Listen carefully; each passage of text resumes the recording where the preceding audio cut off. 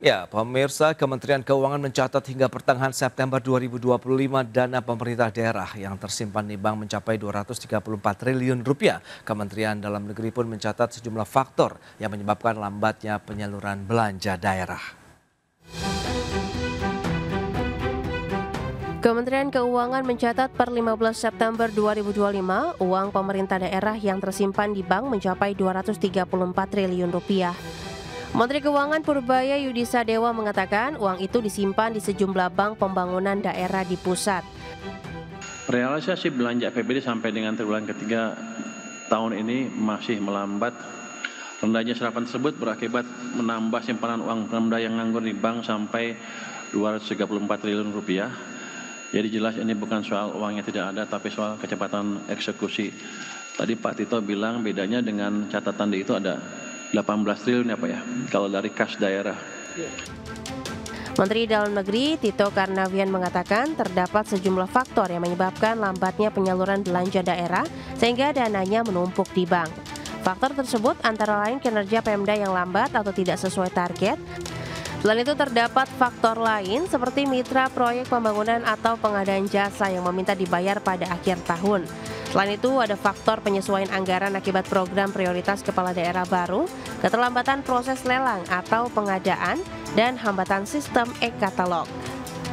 Di sisi lain, Gubernur DKI Jakarta Pramono Anung mengatakan anggaran sebesar 14,6 triliun milik pemerintah Provinsi Jakarta yang tersimpan di bank bukanlah dana menganggur, melainkan bagian dari siklus pembayaran rutin yang memang dijadwalkan untuk disalurkan pada akhir tahun. Dana tersebut akan digunakan untuk membayar beberapa proyek pembangunan pada akhir tahun ini, serta untuk penyaluran bantuan sosial dan subsidi transportasi umum. Dari Jakarta, Tim Liputan, IDX Channel.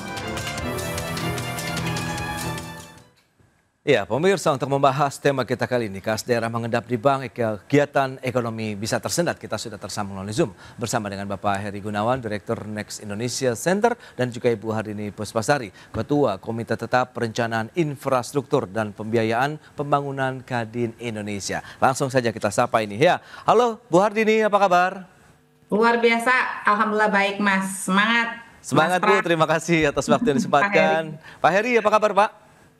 Kabar baik Mas Pras, Bu Hardini. Terima kasih Pak. Baik, terima kasih juga atas waktu yang disempatkan. Pak Heri, sebelum membahas lebih jauh, tadi sudah disampaikan oleh Pak Menkyu Purbaya, begitu, bahwa ada dana ini per September 2025 234 triliun nih di bank-bank daerah. Apa yang bisa Anda review dengan kondisi saat ini, begitu Pak Heri? Iya, terima kasih Mas Pras. Mungkin kalau kita bicara hari ini, mungkin jumlahnya itu sudah mulai berkurang ya. Ya. Tidak lagi 234, tapi intinya adalah banyak dana yang mengendap di bank, artinya belum digunakan. Jadi menurut saya kegelisahan Pak Purbaya ini sebagai Menteri Keuangan ini bisa dimaklumi. Pertama tuh gini, hingga 27 Oktober itu transfer ke daerah itu yang sudah dikucurkan oleh Kementerian Keuangan itu sudah sampai 609 triliun. Kalau ditambah dengan dana desa atau TKDD, transfer ke daerah dana desa, itu sudah sampai 665 triliun atau 77% dari yang seharusnya yang sudah dialokasikan oleh pemerintah pusat. Itu satu ya. Kedua, ini kan persoalannya daerah-daerah ini banyak yang belum mandiri. Jadi total pendapatan daerah itu 43%, kalau kita lihat datanya secara keseluruhan ya, 43% pendapatan daerah itu adalah dari transfer pemerintah pusat. Jadi adalah subsidi dari pemerintah pusat. Bentuknya kan macam-macam ya, dari dana alokasi umum, dana alokasi khusus, dana bagi hasil gitu, dana desa gitu ya. Nah kemudian alasan yang ketiga misalnya ini, kalau dana menganggur, ini kan berarti tidak efisien. Transfer ke daerah sebenarnya ditujukan adalah untuk menggerakkan perekonomian wilayah, termasuk peningkatan kesejahteraan masyarakat melalui program pembangunan di wilayah. Kalau itu tidak dilakukan, maka ada kemandekan di situ. Nah inilah konteksnya menurut saya yang perlu dipahami, yang membuat pemerintah pusat itu merasa perlu mengingatkan agar dana Pemda segera dibelanjakan untuk kebutuhan program di daerah. Nah ini sebenarnya inilah persoalan yang kemudian muncul, ada dinamika kecil, tapi itu biasa menurut saya. Tapi memang sebaiknya dana-dana di pemerintah pusat, pemerintah daerah itu segeralah dibelanjakan gitu. Jangan lebih banyak disimpan di bank menurut saya. Kira-kira gitu Mas Pras ya. Baik Pak Heri, nah dari Kadin sendiri melihat bagaimana Bu Hardini begitu kalau misalnya data tadi sudah disampaikan memang harus dibelanjakan tapi mungkin penyalurannya juga yang mungkin perlu kita awasi dan kita kawal. Nah dari Kadin sendiri melihat bagaimana penyaluran belanja daerah begitu karena kan diharapkan bisa menggerakkan ekonomi di setiap daerah begitu Bu Hardini. Ya, ini penting sekali ya Mas. Jadi kalau kita lihat secara umum penyaluran belanja daerah ini dapat menjadi instrumen strategis untuk menggerakkan mesin ekonomi lokal seharusnya. Oke. Ini harusnya dilakukan dengan tepat sasaran, terukur, berbasis kebutuhan masyarakat, serta potensi unggulan daerah. Nah kalau kita lihat, satu mengenai belanja daerah sebagai stimulus ekonomi yang udah dicanangkan nama Bapak Purbaya ini, sebenarnya ini menjadi modal awal untuk perputaran ekonomi di tingkat lokal, di mana pemerintah daerah bisa membelajakan untuk kepentingan infrastruktur dasar, pelayanan publik, hingga program pemberdayaan ekonomi dan uang tersebut tuh jadi bisa beredar di masyarakat. Nah, diharapkan dari peredaran ini tentunya menciptakan permintaan jadi tenaga kerja naik, permintaan barang jasa dan perputaran konsumsi rumah tangga yang kemudian memicu pertumbuhan ekonomi setempat. Nah, yang kedua itu bagaimana mendukung terkait dengan lokal economic base-nya, di mana belanja daerah ini dapat diarahkan untuk memperkuat sektor-sektor ekonomi yang menjadi basis keunggulan daerah. Seperti kita sekarang menyadari bahwa kegiatan pertanian, perkebunan, perikanan, UMKM, koperasi, ekonomi, industri kreatif, ini anggaran itu nggak habis untuk kegiatan di seremonial atau administrasi, tapi bagaimana bisa meningkatkan kapasitas produksi ekonomi lokal. Belum lagi nih Mas, multiplier efek yang tinggi, distribusi belanja yang efisien dan transparan tuh penting sekali.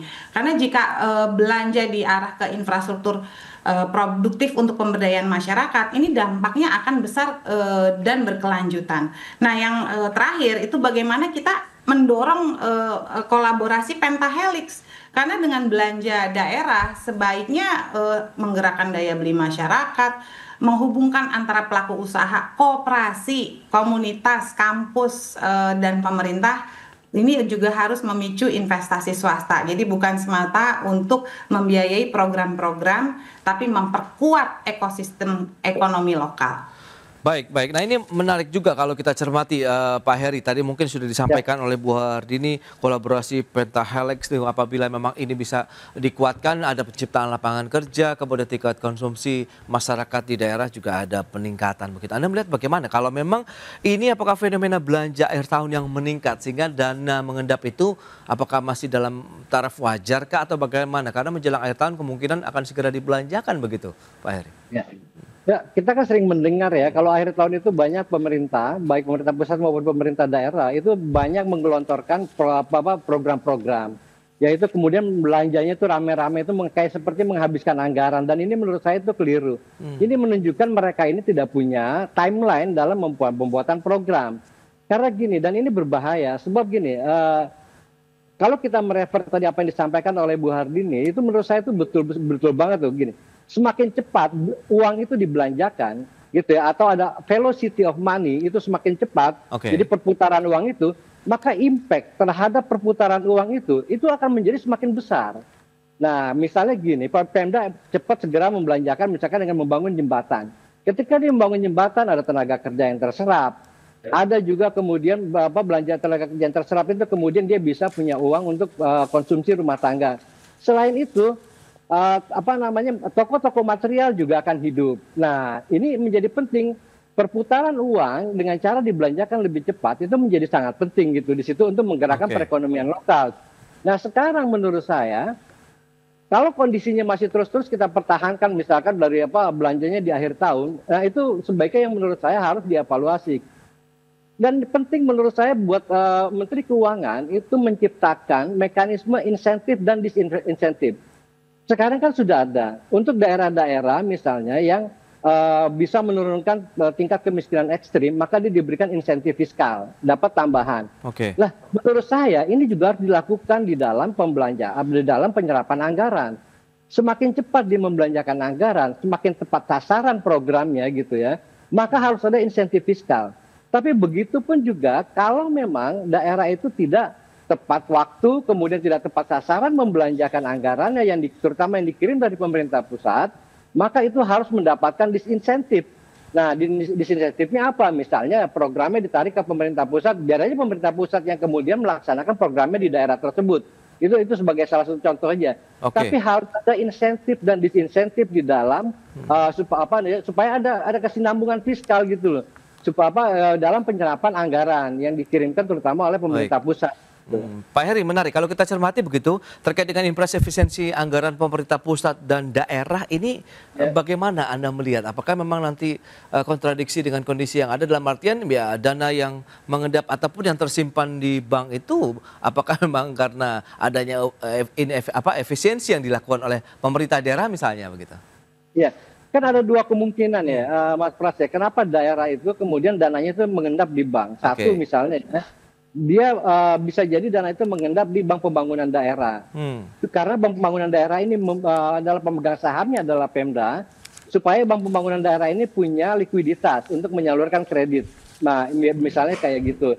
Atau bisa juga memang Pemda ini ingin mengembangbiakan uangnya gitu di situ. Dititipkan di bank dengan cara misalnya nanti bank itu kemudian menanamkan di SBN. Nah, itu di situ nanti ada bunga yang tidak pernah kita hitung ketika ada audit BPK misalnya gitu ya. Nah, ini kemudian menjadi sangat tidak efisien. Kenapa? Karena tujuannya kenapa ada transfer daerah itu kan tujuannya itu untuk apa? Supaya perekonomian daerah itu bergerak. Ada dinamika di dalam ekonomi wilayah. Kalau ini tidak digunakan, maka ada kemandekan. Ini ibaratnya ya. Kalau di dalam perekonomian itu kan mesinnya ada 4. Satu, konsumsi rumah tangga, kedua itu adalah investasi, ketiga ekspor bersih, dan keempat belanja pemerintah. Belanja pemerintah ini kan di dalamnya ada pemerintah pusat, ada pemerintah daerah. Kalau belanjanya lambat, uang yang disimpan di bank, maka mesin yang satu ini mati. Nah, kalau mesin yang satu mati, jangan berharap ekonomi kita itu akan berjalan dengan baik gitu. Kira-kira gitu Mas Pras ya. Ya. Nah, lantas Kadin lagi melihat seperti apa kalau memang Anda katakan begitu penggunaan dana akhir tahun, kemudian apakah efektif atau tidak sih kalau memang pemerintah kalau perencanaannya dari awal sudah bisa berjalan begitu dengan dana yang ada ataupun menggunakan silva misalnya, atau bagaimana nih Bu Hardini baiknya begitu dari Kadin sendiri melihat?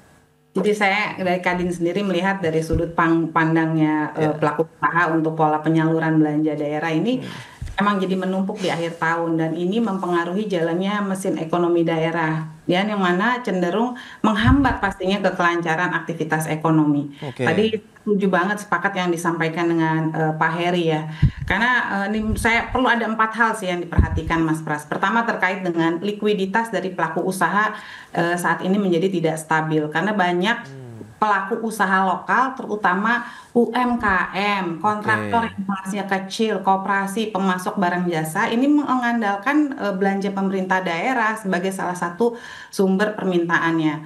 Nah, tapi kan ketika pembayaran realisasinya belanjanya baru terjadi di akhir tahun, maka pada bulan-bulan awal pertengahan tahun pasti arus kas pelaku usaha ini menjadi ketat, dan pelaku usaha juga harus menalangi modal sendiri untuk bertahan. Ini yang paling harus survive kan, dan resiko gagal bayar atau macet jadi ini bisa mengakibatkan mesin ekonomi berjalan lambat di awal tahun dan baru dipaksa lagi berlari di akhir tahun. Nah, yang kedua itu adalah aktivitas ekonomi menjadi tidak merata sepanjang tahun. Idealnya di mana harusnya nih belanja daerah itu menyebar merata agar pelaku usaha dapat menyusun dari rencana produksi, menjamin tenaga kerja yang terserap, terus mengelola stok dan pasokannya. Nah, ini penting sekali Mas, karena bagaimana kan permintaan pemerintah ini sering mengejutkan di kuartal keempat. Nah, pelaku usaha terpaksa bekerja keras secara tergesa-gesa. Nah, terus yang ketiga nih, hilangnya multiplier effect sepanjang tahun. Karena belanja daerah seharusnya menjadi generator perputaran uang lokal. Namun bila uangnya mengendap di bank, akhirnya perputaran modal di pasar nggak tercipta. Terus belum lagi konsumsi rumah tangga nggak naik, belum lagi penyerapan tenaga kerja nggak optimal. Nah, yang keempat itu bagaimana daya tahan bisnis lokal ini melemah, pelaku usaha jadi kecil, rentan terhadap biaya modal tinggi, ketidakpastian proyek pemerintah, terus gitu pembayaran ini juga dapat membuat pelaku usaha enggan jadi lebih lambat, enggan tumbuh, rantai pasok lokal juga tidak berkembang. Nah, ini bertentangan dengan prinsip pemberdayaan ekonomi daerah. Kami melihatnya seperti itu, Mas. Baik, kita akan lihat strateginya seperti apa begitu. Apakah masih ada sisa waktu beberapa bulan terakhir ini bisa dioptimalkan untuk belanja pemerintah daerah? Kita bahas nanti di segmen berikutnya. Kita akan jeda sebentar, Pak Heri dan juga Bu Hardini dan pemirsa. Kami akan segera kembali sesaat lagi. Ya, terima kasih Anda masih bergabung bersama kami dalam Market Review, pemirsa. Dan berikut ini kembali kami sampaikan sejumlah data untuk Anda. Kita akan cermati bersama seperti apa sih provinsi dengan simpanan tertinggi. Ini dia beberapa datanya yang bisa Anda saksikan di layar televisi Anda. Baik, ada beberapa provinsi. Ada Jakarta, ini ada simpanan di rekening daerahnya mencapai 14,68 triliun. Kemudian Jawa Timur 6,84 triliun, Kalimantan Utara 4,7 triliun, kemudian Jawa Barat 4,17 triliun rupiah, dan Sumatera Utara 3,1 triliun rupiah. Itu dia provinsi dengan simpanan tertinggi. Dan berikutnya kita akan cermati penyebab tingginya simpanan di daerah. Apa sih yang menjadi triggernya? Ya ini dia, adanya peraturan efisiensi belanja daerah mungkin yang membuat akhirnya pemerintah menahan diri untuk belanja. Kemudian ada penyesuaian visi misi kepala daerah terpilih di tahun 2024. Ada berarti pergantian kepemimpinan daerah sehingga mungkin masih butuh waktu mereka untuk menyiapkan anggaran belanja begitu yang disesuaikan dengan visi misi kepala daerah yang baru. Kemudian ada kendala administratif dalam belanja daerah, penggunaan katalog elektronik versi terbaru, dan realisasi APBD yang tinggi di akhir tahun. Itu dia beberapa datanya, dan kita akan cermati anggaran transfer ke daerah dari tahun ke tahun trennya seperti apa. Ya ini dari tahun 2020. Ini mencapai 782,5 triliun rupiah, 2021 785,7 triliun rupiah, berikutnya di 816,2 triliun, 2023 814,7, dan di tahun ini menyentuh 919,9 triliun rupiah, pemirsa. Sementara di tahun depan begitu ya, proyeksinya berdasarkan APBN 2026 turun menjadi 693 triliun rupiah. Itu dia beberapa data terkait dengan anggaran transfer ke daerah. Kita akan lanjutkan kembali perbincangan bersama dengan Bapak Heri Gunawan dan juga Ibu Hardini Puspasari. Nah ini nih, menarik ini. Pak Heri, apa yang bisa kita cermati dengan beberapa data tadi yang sudah disampaikan? Begitu ada provinsi dengan anggaran yang tertinggi begitu, kemudian juga ada beberapa ya trigger ya, kenapa sih belanja daerah mungkin ada yang tertahan begitu, Pak Heri? Ya, kalau menurut saya untuk alasan penyesuaian visi dan misi kepala daerah itu juga tidak relevan, karena kan waktu itu ada pelantikan bersama ya, serentak itu pada bulan Februari 2025. Jadi itu sudah terjadi pada awal tahun tuh. Jadi pada awal tahun itu mereka juga sudah mulai, seharusnya setelah dilantik ya mereka bisa langsung bekerja. Nah yang kedua menurut saya, kenapa terjadi penumpukan juga di akhir tahun itu kan itu seolah-olah perilaku yang dihalalkan. Nah menurut saya ini harusnya dievaluasi. Yang pertama mengevaluasi itu adalah Kemendagri sebagai pembina daerah-daerah. Nah yang kedua lagi-lagi tadi saya ingin katakan bahwa Kementerian Keuangan bersama Kemendagri itu seharusnya membuat evaluasi untuk memberlakukan insentif dan disinsentif. Kalau ada yang misalkan dikasihnya per kuartal gitu, misalkan kuartal pertama anggarannya sekian X rupiah, misalnya katakanlah 10 triliun gitu ya. Nah itu kalau nggak habis, itu akan mengurangi pada kuartal kedua. Kalau nggak habis juga, maka akan mengurangi pada kuartal ketiga. Dengan demikian, maka daerah akan memaksakan untuk belanja. Nah, ketika daerah belanja, maka dunia usaha, terutama dunia usaha yang di daerah, itu juga akan bergerak. Bahwa mereka juga menerima pembayarannya bisa tepat waktu. Jangan sampai ditunda sampai pertengahan tahun, sampai akhir tahun. Itu bisa sesak napas pengusaha di daerah itu. Nah, jadi intinya itu adalah bahwa ini harus dikawal, terutama oleh Kementerian Dalam Negeri dan oleh Kementerian Keuangan. Sehingga belanja fiskal pemerintah daerah juga efisien. Dengan demikian mereka tuh akan sama-sama bersama pemerintah pusat itu akan mendorong perekonomian baik di daerah maupun di tingkat nasional. Nah karena tadi semakin cepat dibelanjakan, semakin banyak didistribusikan atau ditransaksikan uang itu, maka perputarannya itu akan semakin cepat dan pada akhirnya akan menimbulkan multiplier efek yang jauh lebih besar. Nah, kolaborasi antara pemerintah daerah dengan dunia usaha ini, Bu Hardini, mungkin bisa dijabarkan seperti apa sih kondisi realitanya begitu di lapangan di setiap daerah? Berbeda-bedakah atau bagaimana begitu? Sehingga tadi optimalisasi belanja daerahnya bisa segera terlaksana, langsung dirasakan manfaatnya di masyarakat, dalam artian apabila dunia usaha bergerak, kan tadi yang seperti Bu Hardini katakan, ada penciptaan lapangan kerja di sana, kemudian ada juga potensi peningkatan konsumsi masyarakat daerah juga. Jadi gini Mas Pras, kalau kita lihat nih harapan dari pelaku usaha ini pada dasarnya sebenarnya adalah konsistensi. Bukan sekedar besar atau kecilnya belanja daerah, tapi aliran belanja yang merata, terprediksi, tepat waktu, sepanjang tahun. Akhirnya dengan demikian, usaha ini bisa merencanakan produksi, tenaga kerja, dan modal jadi lebih stabil. Terus tentunya ngelihat bagaimana penyusunan rencana belanja tahunan ini yang lebih rinci, berjenjang dari pelaku usaha. Berharap bahwa Pemda tidak hanya membuat pagu anggaran per tahun, tapi membreakdown penyaluran per bulan atau per bulan. Artinya sejak awal tahun itu harus jelas program apa yang harus dieksekusi di triwulan dari 1, 2, 3 sampai ke 4. Kapan pengadaan dibuka dan kapan pembayaran dilakukan. Ini tujuannya agar pelaku usaha dapat mengatur produksi dan pasokan tanpa menebak-nebak. Terus terkait dengan percepatan proses pengadaan di awal tahun, pastinya pelaku usaha berharap dokumen lelang pengadaan tidak menunggu akhir tahun, di mana tender pengadaan barang jasa dibuka sejak Januari sampai Maret, bukan Oktober sampai Desember. Nah, hal ini akan memperkecil penumpukan pekerjaan di akhir tahun dan mengurangi proyek yang dikerjakan terburu-buru dan meningkatkan kualitas barang dan jasa. Nah, dalam hal ini belum lagi ada pembayaran tidak menunggu daripada pekerjaan rampung, dan keempat itu juga penerapan early procurement secara disiplin, di mana regulasi sebenarnya sudah mengizinkan pengadaan dilakukan sebelum tahun anggaran berjalan. Nah, yang kelima harapannya adalah pelaku usaha nih, Pemda benar-benar bisa menjalankan ini bukan hanya di atas kertas. Jika dilakukan, maka proyek ini sudah bisa berjalan di awal tahun, bukan dimulai kuartal keempat.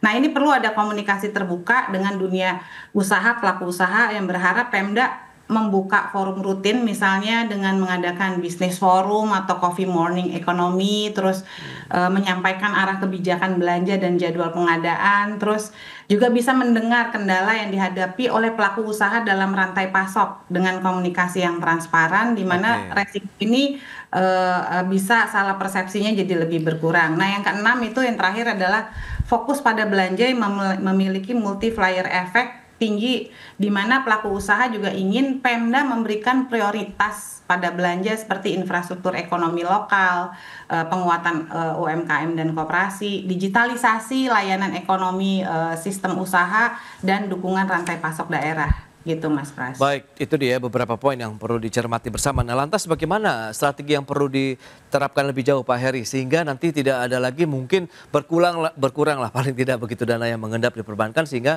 bisa segera dibelanjakan dalam artian digunakan sepenuhnya untuk bisa menggerakkan ekonomi daerah. Ya, kalau menurut saya itu ada dua, misalnya gini, pola penyaluran anggaran itu tidak bisa dilakukan dengan bulk dari pemerintah pusat atau dari Kementerian Keuangan. Tapi penyaluran itu dilakukan juga berdasarkan evaluasi. Nah, karena itu menurut saya Pemda itu harusnya berbasisnya itu gini. Kalau dia membuat program, itu buat program itu misalkan belanja modalnya itu berdasarkan kuartalan. Nah, kuartalan ini, jadi Kementerian Keuangan itu menyalurkan dananya itu dalam bentuk kuartalan berbasis dengan program. Jadi jangan langsung dikasih blok misalnya 50%, blok dikasih lagi 70%. Nah, jangan kayak begitu. Tapi dikasih secara kuartalan. Nah, ketika dikasih kuartalan, itu menjelang akhir kuartal, itu dievaluasi dulu penyerapannya. Kalau ternyata programnya nggak jalan, belum jalan, penyerapannya masih rendah. Nah, menurut saya untuk kuartal berikutnya, itu kan harus ada dibicarakan. Kalau gitu kan nggak banyak. Provinsi itu kan cuma ada 38 ya. Nah, itu seharusnya dana yang tersisa di kuartal pertama itu bisa dipakai untuk kuartal kedua. Nah, sekaligus dalam hal ini Kementerian Keuangan juga harus membuat, saya nggak tahu Kementerian Keuangan atau LKPP ya yang membuat, itu harus buat aturan misalnya gini. kalau Pemda membuat proyek itu harus ada batas waktu pembayaran kepada vendornya. Jangan sampai ditahan. Misalnya gini, paling telat 2 minggu atau paling telat 1 bulan, itu ketika pekerjaan telah selesai, maka semua biaya biaya jasa itu harus dibayarkan kepada vendor. Nah ini kan sebenarnya tujuannya supaya menggerakkan perekonomian. Ini kan yang menjadi semangat pemerintah sekarang. Menjadi terutama yang ditunjukkan oleh Menteri Keuangan itu. Nah, jadi menurut saya tadi itu timeline itu menjadi sangat penting. Jadi bukan hanya rencana kerja dan anggaran yang bulk kayak begitu, tapi timelinenya nggak jelas. Nah itu berbahaya tuh. Baik, timeline sangat penting begitu untuk perencanaan bagaimana penggunaan anggaran pemerintah daerah sehingga bisa optimal, kemudian bagaimana kolaborasinya dengan dunia usaha sehingga ada penciptaan lapangan kerja, kemudian bagaimana dampaknya langsung dirasakan oleh masyarakat daerah. Baik, Pak Heri dan juga Ibu Hardini, terima kasih banyak atas informasi update dan juga insight yang sudah diberikan kepada pemirsa hari ini. Selamat melanjutkan aktivitas Anda kembali. Salam sehat, sampai berjumpa kembali. Terima kasih Bu Hardini, Pak Heri. Terima kasih. Baik pemirsa, 1 jam sudah saya menemani Anda dalam Market Review dan perbaharui terus informasi Anda hanya di iDXNL, your trustworthy and comprehensive investment reference. Karena urusan masa depan harus terdepan. Aku investor saham. Saya Prasetyo Wibowo beserta seluruh kerabat kerja yang bertugas pamit undur diri. Terima kasih dan sampai jumpa.